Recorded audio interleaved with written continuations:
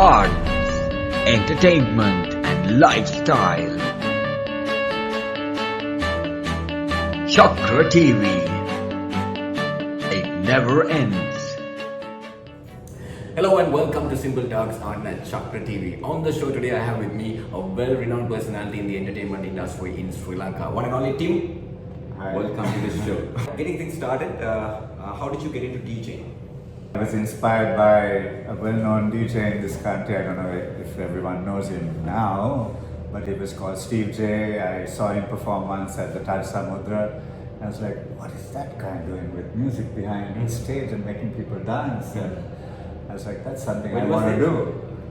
It would have been, I was a teenager, so a long time ago. Okay, Yeah. right. That was my inspiration. Right, so you were always passionate about music. It ran in my family. We had lots of music all the time, whether it was VHS players with mom and them playing Michael Jackson to Bruce Springsteen. So there was a lot of music in a burger family.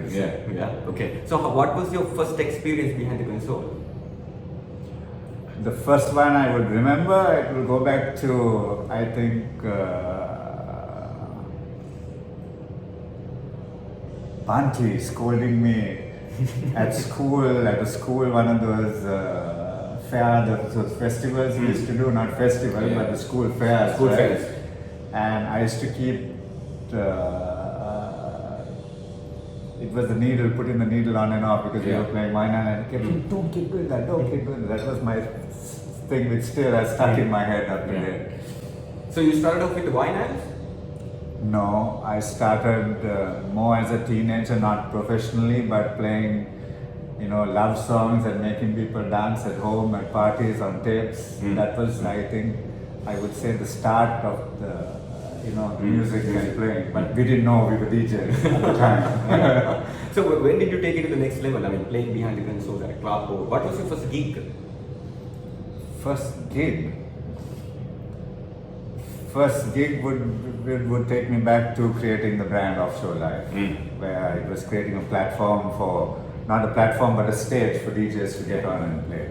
As a first gig, that's where I would take it back to. I can't remember somebody hiring me, but I created that space to put myself on a stage. So how do you compare the two scenarios, back in the day when you started and when you compare the scene right now? I see a lot of people, a lot of artists and people posting about music and the scene, the people. With time, everything changes. Has it got better? It's changed. You can't say it's got better or worse because I'm 49. When I partied back in the days, it was so much different. But we were influenced, the music, the people. From the alcohol to everything was different. We didn't have much of a choice. It was very select. It was nice. Today we have much more which is thrown at us. But it's how you make it work. You can't. I wouldn't complain about the scene now. It's different. The music has changed. I'm not like 100% behind it, but I look at it and I'm inspired by it because everyone is moving people. They're bringing people together. Yeah. That's the whole idea behind it. How was your club experience, playing in clubs? Club experience. I remember the Legends. Back in the day. Legends was one of the best clubs I would say I played at. It was packed every night of the week. I met Shaggy there. First foam party in Sri Lanka. We did the first ever ladies' night where there was only women in the club. All the guys were thrown out. It was a very good experience, I would say. Correct me if I'm wrong. Were you the first to introduce beach parties to Sri Lanka? I mean, for our public. Well, Offshore Life, the brand was creating a stage for them. I wouldn't say it was a beach party, but yes, it was hosted at Buba Beach. So it was a beach party. Yeah. That was maybe the second, third party, not the first. But that kind of set the trend for the a lot of generation to come. Especially after the war, we saw a lot of beach parties happening in Sri Lanka, Colombo, down south. What are your thoughts? I mean, has it done anything good for the industry?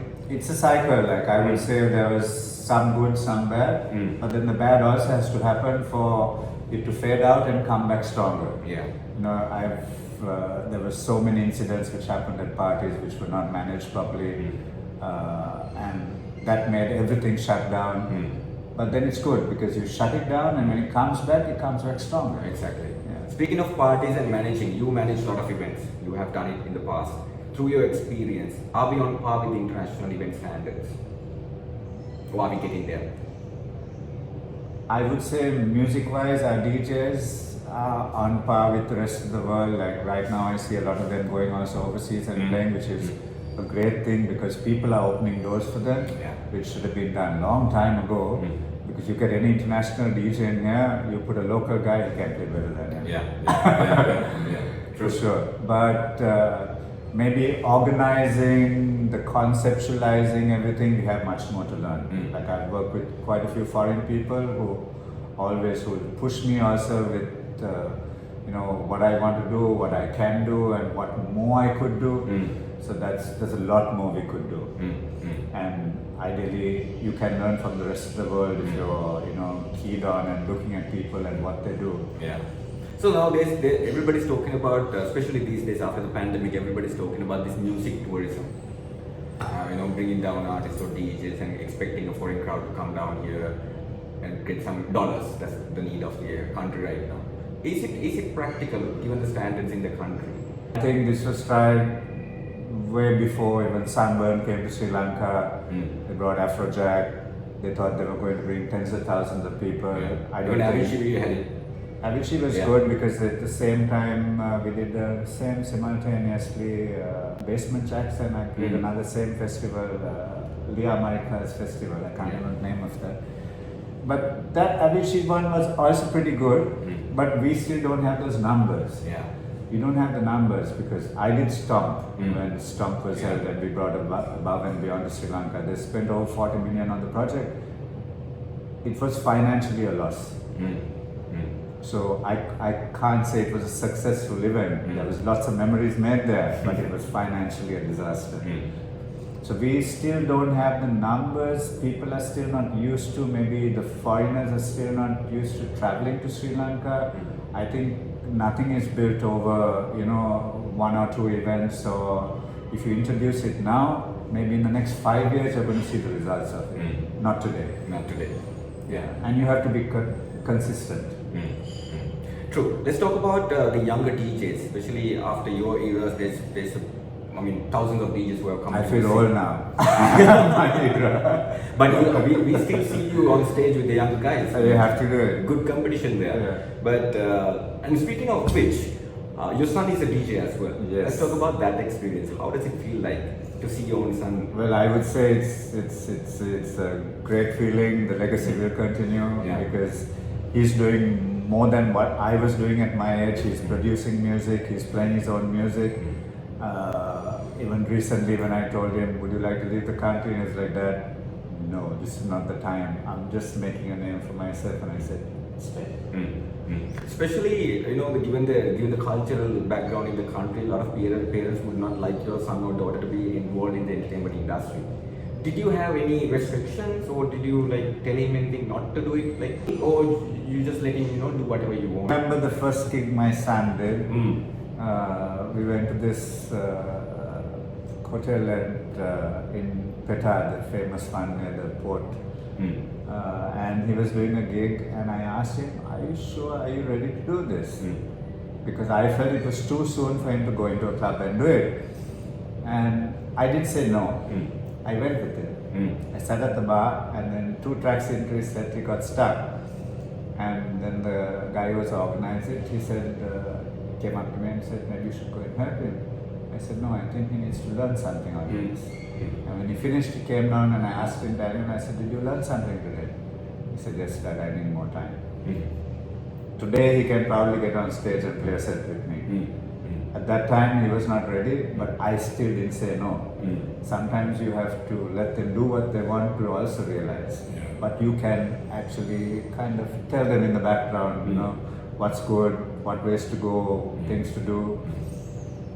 True. So let's talk about the young producers that in Sri Lanka. There are a lot of guys who are producing their own music, and some even actually have grown up to the international charts as well. Noisy. Yeah. It's crazy because he's a friend of ours. He was first, I used to hire him to do the videos of my party. Today he's traveling the world, representing Sri Lanka as a DJ. It's an awesome thing. And I think a lot more people, because we bring a lot of DJs to this country, those DJs should start taking our guys out there too. Yeah. And I think it's happening now. Now there are so many events happening. So many foreign DJs are coming up. Now, there are DJs coming down, but we are not showcasing our DJs to the international platforms. You know what I mean? Like, we don't have our DJs featured, but we have so many foreign DJs coming and playing, showcasing their talent to the Sri Lankan people. But correct me if I'm wrong, shouldn't it be the other way around, where we get our guys on stage, mix them up with the international DJs and create that exposure? It's like, I would say it's how you curate an event. Like, you have to have that understanding as a person. Like, I would take it like, if I'm to bring down a DJ, I would put it in between like some of our top line people, because it's like this hierarchy thing in a poster where they have it, the well-known DJ, then the rest, and then the little fellows right at the bottom. You can change that, but sometimes it is the way it is, you know. It's like the big guys are still hired today, their names are publicized, they pull in the crowd, so you have to introduce the younger people next. You give them too much too soon also, that could be a problem. Yeah, true. But yes, when you get an international guy, I think you can put our guys also next to it, like our top guys. Yeah. If you, not top guys, but you can choose who you think is top for you in your event. Yeah, yeah. And you're also a restaurant manager. I mean, you have managed a lot of hotels and restaurants. What is your experience, given the situation in the country right now? Let's talk about from the Easter bombing, the pandemic, and the Aragalaya. How have you survived? Not personally, I mean the industry-wise. I think the industry has not survived, it's still suffering. It's going to take some time for things to change. Surviving. It's surviving, you have to keep doing, but then you have somebody has to have the finances to also back that. True. Because right now, if the money is not coming in to do stuff, it's different. Has there been any support from the government? Not that I know of. Like, not that I know of, no. So what is going to happen now? The country situation is not any better. So what is going to happen to the entertainment industry, even the hospitality industry? What are your thoughts? My thoughts, all the professional, good people are eventually going to run away from this country, looking for a better place to live, more perspectives in life. Like even I'm planning, I also might be out of this country in about a month. I've dedicated more than 24 years of my life with music and events, but I've come to a point where maybe it's really not going to work. You don't see a future in the country? That's the problem, because it's too much up and down, up and down, up and down. And it changes when you have children too. Yeah. So before it was just me and me thinking for myself, but now when I have to think for a big family, yes, I'll make a choice to go. So are we going to see you on the decks anytime soon, or are you going to just give up and leave the country? It doesn't happen so soon. Till I leave, I will organize as much as I can. I network with all the places I know. I always curate events for people. I'm working with some brands. Get the alcohol brands in, because that's where the money is. Yeah. Okay, one final question before I let you go. What is your dream as a DJ or event manager? My dream? I think I started as a DJ. I think I opened a space where I took entertainment into hospitality. I think I achieved that. I've still not experienced a lot of festivals around the world, and which I would love to do. And I know once I travel overseas, maybe that will open a lot of doors to travel to the rest of the world, experience a lot of music festivals, see a lot of artists, because I've been very much in this country doing what I do for people, but not really going out there and seeing people I want to see on stage. Maybe that would be... So finally you have realized it's time for that? It's not time for that, but it's time to spread my wings a bit. Right. We are talking with Tim right here on Simple Talks on ChaKra TV, so don't forget to subscribe to the channel as well. Before we wrap things up, Tim, in the trade for more than 3 decades? 2+. Okay. So 2+ decades in the entertainment industry. What are your thoughts, and what can you tell the young upcoming DJs or people who want to get into entertainment in the industry in the country? Any words of wisdom from you? Well, as a person, I can tell you, I invested more than 20 years of my life. I didn't make money on most of my events. I did very passionately. It was about what I did, who I did it with. You know, I worked with a lot of people in those 20+ years. It was never about the money, but then again, if you're of a business, you have to look at it as a different perspective. But as an artist, as a person, you know, is very passionate about music and DJing and everything, I think a person like me, you should have a good finance guy behind you. Then it would have made a lot of rupees and cents to the day. But I can tell you, I have nothing to regret. After all those years, it's given me a reputation of good events, music.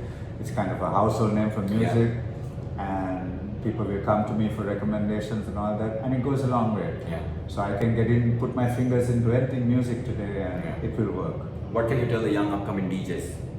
Well, be true to yourself. Play from the heart. I feel a lot of people get lost in what's trending, what's happening, but find yourself, find your own music, produce. I'm still to produce, so I'm not like the best person to say that, but my son is doing it. Yeah. But you should all produce your music. I think it might be a beautiful feeling to play your own music and get people dancing too. Right, that wraps things up right here on this episode of Simple Talks, and you can check him out on his Facebook links, and I'll put them in the description so you can get updated where he's going to be in Colombo. Thank you so much. We'll talk to you again soon. Until then, you have yourself a good one. Thank you so much, Tim. Thank you very much.